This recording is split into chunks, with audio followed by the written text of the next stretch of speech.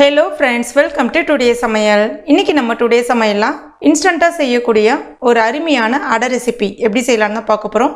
இது சாப்பிடுறதுக்கு நல்ல சாஃப்ட்டா அருமையா இருக்கும். செய்யறதும் ரொம்ப சுலபம். நம்ம மாவை ஊற வைக்கணும், போகணும் அப்படிலாம் அவசியம் கிடையாது. இன்ஸ்டன்ட்டா 10 நிமிஷத்துல செய்து முடிச்சிடலாம். இதை இப்போ நம்ம எப்படி செய்யறதுன்னு பார்க்க ஆரம்பிச்சிடலாம். முதல்ல ஒரு மிக்சிங் பவுல் ஒன்று எடுத்துக்கங்க. இதில் 2 கப் அளவுக்கு கடலை மாவு சேர்க்குறேன். இது சரியாக ஒரு 250 கிராம் அளவுக்கு இருக்கும். அடுத்ததாக 1/2 கப் அளவுக்கு அரிசி மாவு, பச்சரிசி மாவு சேர்க்குறேன். இடியாப்ப மாவுலாம் இருக்கு இல்லையா, அதுதான் சேர்க்குறேன். இது சரியாக ஒரு 50 கிராம் அளவுக்கு இருக்கும்.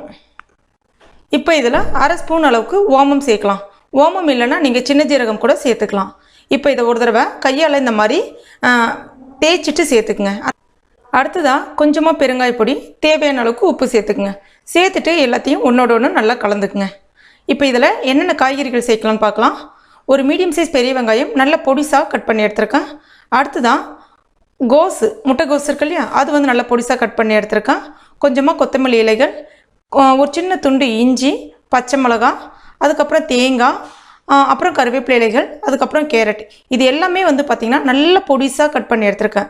இதில் தேங்காய் சேர்க்கும் போது நல்ல ஒரு டேஸ்ட் கிடைக்கும். நடுவில் கடிபடும் போது உங்களுக்கு தேங்காய் சேர்க்க விருப்பம் இல்லை அப்படின்னா நீங்கள் சேர்க்க வேணாம்.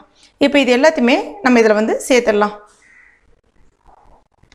சேர்த்துட்டு ஒரு தடவை கையை வச்சு எல்லாமே நல்லா ஒன்றோட ஒன்று கலந்து விட்டுக்குங்க. இப்போ இதில் நார்மலான பச்சை தண்ணி கொஞ்சமாக சேர்த்துட்டு கலந்து விட்டுக்குங்க. மாவோட கன்சிஸ்டன்சி பார்த்திங்கன்னா ரொம்ப தண்ணியாகிடக்கூடாது, அதே சமயத்தில் ரொம்ப திக்காகவும் இருந்துடக்கூடாது. இந்த பதத்துக்கு தூக்கி விட்டிங்கன்னா அப்படியே கொஞ்சமாக திக்காக அந்த மாதிரி விழணும். இதுதான் சரியான பதம். இதுதான் அடை மாவு. இப்போ இந்த மாவு ரெடி ஆகிடுச்சு. இதை இப்போ நம்ம புளிக்க வைக்கணும், இல்லைனா கொஞ்ச நேரம் ஊற வைக்கணும் அப்படிலாம் கிடையாது. அப்படியே உடனே நம்ம தோசை தவாவில் ஊற்ற வேண்டியதான். அந்த மாதிரி இந்த தோசைக்கல்லை பார்த்துட்டு நிறைய பேர் இது நான்ஸ்டிக்காக தூக்கி போட வேண்டியதுன்னு, ஏன் இவ்வளோ பழசாக யூஸ் பண்ணுறீங்கன்ற மாதிரி கேட்குறீங்க. இது நான்ஸ்டிக் கிடையாது, இரும்பு தோசைக்கல். இது நான் கிட்டத்தட்ட ஒரு 15 வருஷத்துக்கு முன்னாடி வாங்கினேன். இப்போயும் இதில் தான் நான் தோசை ஊற்றிட்டு இருக்கேன். நல்ல சிவந்து வரும், நல்ல முறுமுறுன்னு வரும், தோசை பிய்யாமல் வரும். எனக்கு ரொம்ப பிடிக்கும் இந்த கல். இந்த கல் பார்த்திங்கன்னா கொஞ்சம் குழி ஷேப்பில் இருக்கும், அதனாலே நல்ல தீ ஈஸியாக பரவி சிவந்து வரும். இப்போ இதில் கொஞ்சமாக எண்ணெய் தடவிடலாம். நான் இன்றைக்கி 2 விதமாக உங்களுக்கு செய்து காட்டுறேன். ஒன்று பார்த்திங்கன்னா நம்முடைய பாரம்பரிய முறைப்படி அடை கையை தட்டிப்பேன், அதாவது கையால் தட்டி தான் போடுவாங்க. எங்கள் பாட்டியெல்லாம் கையால் தான் இந்த மாதிரி மாவை கொஞ்சமாக போட்டுட்டு இப்படி தட்டி விடுவாங்க. இல்லைன்னா வாழலையை, அதாவது கையில் சுட்டுடுன்னு சொல்லிட்டு வாழலையை பயன்படுத்தி இந்த மாதிரி கூட நம்ம தட்டிக்கலாம். அதாவது கையில் கொஞ்சமாக தண்ணி தொட்டுட்டு இந்த மாதிரி தட்டும்போது ஈவனாக உங்களுக்கு அழகாக பரவி வரும். ரொம்பவும் திக்காக இல்லாமல் கொஞ்சம் தின்னாக வரும், நல்லா சூப்பராக இருக்கும். இல்லைன்னா நீங்கள் இதை கரண்டியை பயன்படுத்தியே பண்ணலாம். அதை எப்படின்னு சொல்லிட்டு இந்த வீடியோட கடைசியில் நான் போட்டிருக்கேன் பாருங்கள். இப்போ இதில் கொஞ்சமாக எண்ணெய் விட்டுக்கலாம். இது நீங்கள் மூடி வைக்கிறதா இருந்தாலும் வைக்கலாம், இல்லைன்னா நீங்கள் அப்படியே கூட ஓப்பன்லேயே வச்சு கூட செய்யலாம். நான் அப்படியே ஓப்பன்லேயே தான் வச்சு செய்கிறேன். இப்போ கொஞ்சம் சிவந்து வந்துருச்சு, இதை நம்ம திருப்பி போட்டுடலாம். தீ மீடியம் ஃப்ளேமில் வச்சு பண்ணுங்கள். அப்போ தான் நிதானமாக மாவு நல்லா மேலே நல்லா மொறுமொறணும். பிச்சு சாப்பிடும்போது நல்லா சாஃப்டாகவும் இருக்கும். அவ்வளோதான். இப்போ பாருங்கள் எப்படி நல்லா சிவந்து அழகாக இன்ஸ்டண்ட்டாக நம்முடைய அடை ரெடி ஆகிடுச்சு. இப்போ நான் கரண்டியை பயன்படுத்தி செஞ்சு காமிக்கிறேன் பாருங்கள்.